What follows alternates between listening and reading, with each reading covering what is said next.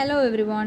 നമ്മളിന്ന് നോക്കാൻ പോകുന്നത് നമ്മുടെ ചീഫ് ജസ്റ്റിസ് ഓഫ് ഇന്ത്യയും അതുപോലെ തന്നെ അവരുടെ കൂടെയുള്ള സീനിയർ മോസ്റ്റ് ജഡ്ജിനെ സിലക്ട് ചെയ്യുന്ന കൊളീജിയം എങ്ങനെയാണ് ക്രിയേറ്റ് ചെയ്തതെന്ന് പഠിക്കുന്നത്. ഓക്കെ, പണ്ട് നമ്മുടെ കൗൺസിൽ ഓഫ് മിനിസ്റ്റേഴ്സ് ഒരു കുറച്ച് സീനിയർ മോസ്റ്റ് ജഡ്ജിനെ റെക്കമെൻഡ് ചെയ്യും പ്രസിഡൻറ്റിന്. പ്രസിഡൻറ്റ് എന്ത് ചെയ്യും? ചീഫ് ജസ്റ്റിസ് ഓഫ് ഇന്ത്യയുമായിട്ട് അതിനൊന്ന് കൺസൾട്ട് ചെയ്തിട്ട് അവരെ നിയമിക്കുകയാണ് ചെയ്തത്. പക്ഷേ ഈ സ്ഥലങ്ങളിൽ എന്താണ് സംഭവിച്ചത്? ഇത് തെറ്റാണ്. കാരണം എക്സിക്യൂട്ടീവ് ആണല്ലോ, കൗൺസിൽ ഓഫ് മിനിസ്റ്റേഴ്സും പ്രസിഡൻറ്റും എക്സിക്യൂട്ടീവാണ്. അപ്പോൾ ഈ എക്സിക്യൂട്ടീവ് ജുഡീഷ്യറീനെ എന്ത് ചെയ്യുന്നുണ്ട്? ഇൻറപ്റ്റ് ചെയ്യുന്നുണ്ട്. അല്ലെങ്കിൽ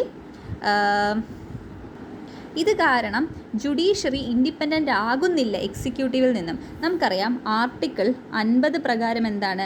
separation of judiciary from executive എന്നല്ലേ പറഞ്ഞിട്ടുള്ളത്.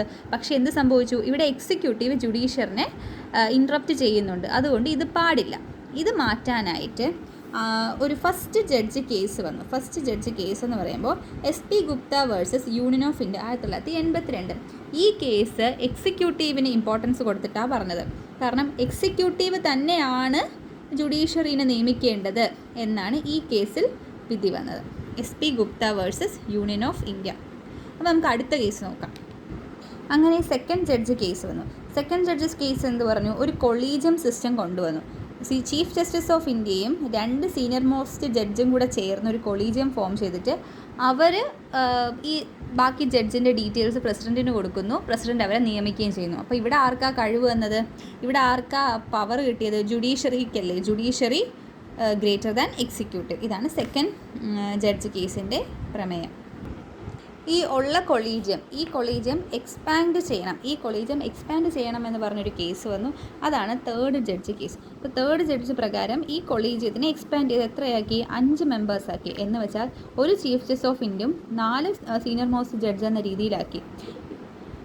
അതിനുശേഷം പാർലമെൻറ്റ് കൊണ്ടുവന്നൊരു സാധനമാണ് NJAC, national judicial appointment commission. ഈ കമ്മീഷൻ 99ാമത്തെ കോൺസ്റ്റിറ്റ്യൂഷണൽ അമെൻമെൻറ്റാണ് 2014 വന്നത്. ഈ കമ്മീഷൻ പ്രകാരം അവർ ഈ കൊളീജിയം സിസ്റ്റത്തിന് കുറച്ചും കൂടെ എക്സ്പാൻഡ് ചെയ്തു. അതിനൊരു 6 മെമ്പേർഡ് ബോഡിയാക്കി മാറ്റി. എന്ന് വെച്ചാൽ 3 membered body from executive, 3 membered body from judiciary. ഈ 3 മെമ്പേർഡ് ബോഡിയിൽ ഒരെണ്ണം ചീഫ് ജസ്റ്റിസ് ഓഫ് ഇന്ത്യയും പിന്നെ chief justice of India recommend ചെയ്യുന്ന 2 സീനിയർ മോസ്റ്റ് ജഡ്ജും കാണും. ഇവിടെ ministry of law and justice ex officio മെമ്പറായിട്ട് കാണും. പിന്നെ ഒരു 2 എമിനൻറ്റ് പേഴ്സണാലിറ്റീസ് കാണും. ഈ 2 എമിനൻറ്റ് പേഴ്സണാലിറ്റീസിനെ റെക്കമെൻഡ് ചെയ്യുന്ന ഒരു കൊളീജിയവും കൂടെ ഉണ്ട്. അതിൽ chief justice of India, opposition leader ഒരെണ്ണം, ഒരു പ്രൈം മിനിസ്റ്ററും കാണും. Chief justice of India, opposition party, പിന്നെ ഒരു പ്രൈം മിനിസ്റ്ററും ഈ ഒരു എമിനൻറ്റ് പേഴ്സണാലിറ്റീസിനെ കണ്ടുപിടിക്കാനായിട്ട് കാണും. പക്ഷേ ഇവിടെയും ഒരു പ്രശ്നമുണ്ട്. ഇവിടെ ഈ 2 പേർക്ക് ബാക്കി 4 പേരുടെ അധികാരം വീറ്റോ ചെയ്യാനായിട്ടൊരു അവകാശം കൊടുത്തു. മനസ്സിലായോ? ഇവിടെയും അപ്പോൾ എന്ത് സംഭവിച്ചു? എക്സിക്യൂട്ടീവ് ഗ്രേറ്റർ ദാൻ ജുഡീഷ്യറി എന്ന് പറഞ്ഞു. പക്ഷേ അത് കോൺസ്റ്റിറ്റ്യൂഷണൽ ആണോ? അല്ലല്ലോ. ഇതൊരു അൺകോൺസ്റ്റിറ്റ്യൂഷണൽ അല്ലേ? അത് കാരണം executive greater than judicial unconstitutional അല്ലേ? അത് കാരണം NJAC, that is national judicial appointment കമ്മീഷനെ സ്ട്രക്ക് ഡൗൺ ചെയ്യുകയും ഇതിനെ വേണ്ട എന്ന് വെച്ചിട്ട് ഒരു കേസ് ജഡ്ജും കൂടെ വന്നു. That is fourth judge case പ്രകാരം, ദാറ്റ് ഈസ് 2015 വന്ന് അത് വെച്ച് പ്രകാരം പഴയ കൊളീജിയം സിസ്റ്റം തന്നെ റീസ്റ്റോർ ചെയ്യുകയും ചെയ്തു. ഇതാണ് നമ്മുടെ 3 കേസസ്. കൊളീജിയം സിസ്റ്റം റീസ്റ്റോർ ചെയ്തു. അപ്പോൾ നമുക്കത് ഒന്നും കൂടെ ഡീറ്റെയിൽ ചെയ്ത് ഒന്നും കൂടെ നോക്കാം. ആദ്യം നമ്മൾ പറഞ്ഞത് ഫസ്റ്റ് ജഡ്ജ് കേസാണ്. ഫസ്റ്റ് ജഡ്ജ് കേസ് എന്ന് പറയുമ്പോൾ 1982 SP Gupta versus union of India, എക്സിക്യൂട്ടീവിനാണ് പവർ കൊടുത്തത്. സെക്കൻഡ് ജഡ്ജ് കേസ് എന്ന് പറയുമ്പോൾ 1993 പുതിയൊരു കൊളീജിയം സിസ്റ്റം കൊണ്ടുവന്നു. ചീഫ് ജസ്റ്റിസ് ഓഫ് ഇന്ത്യയും 2 മോർ ജഡ്ജസിനെയും കൊണ്ടുവന്നു. തേർഡ് ജഡ്ജ് കേസ് എന്ന് പറയുമ്പോൾ കൊളീജിയം സിസ്റ്റത്തിനെ എക്സ്പാൻഡ് ചെയ്ത് 5 പേരാക്കി മാറ്റി. ഫോർത്ത്, അതിനുശേഷം NJAC എന്നൊരു സാധനം വന്നു, നാഷണൽ ജുഡീഷ്യൽ അപ്പോയിൻമെൻറ്റ് കമ്മീഷൻ.